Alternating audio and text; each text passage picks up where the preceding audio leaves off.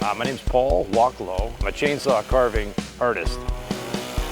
In 2012, my daughter saw a show called Saw Dogs. She said, "Dad, you should check this out. These guys on this TV show were carving pieces that were just mind-blowing, huge eagles and bears for tens of thousands of dollars." And I was just so taken by it, I went out that weekend and bought a chainsaw. My wife thought I was completely out of my mind. She's like, "What in the hell are you doing with this?" I didn't know how to start it. I didn't know how to put the oil in it.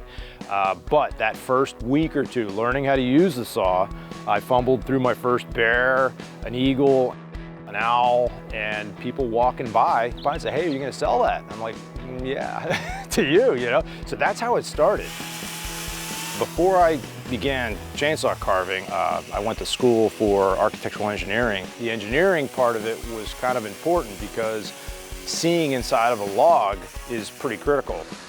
That ability to rotate images in my head was something that I didn't know I was going to put together, 30 years, 40 years later in my life. The jobs that I've had many of them where it's a memorial. So Grandpa planted this tree 50 years ago and he's now passed away. He loved eagles and they want me to carve that tree for their grandpa. Because when a tree has to go, it's sad. I mean, that tree in somebody's property has been there for many decades. The kids maybe built a tree house in it, they had a swing on it. It was really part of the family. And then it has a blight, it has been struck by lightning or the windstorm, and it has to go, it has to come down.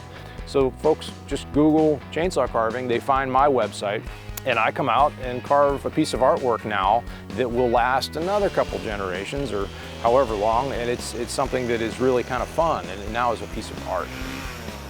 What I do with chainsaws all day is very dangerous. I use equipment that's very high power.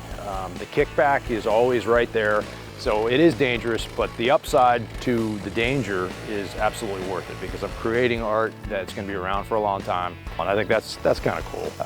I feel very fortunate to be able to do something that I enjoy and get paid to do it.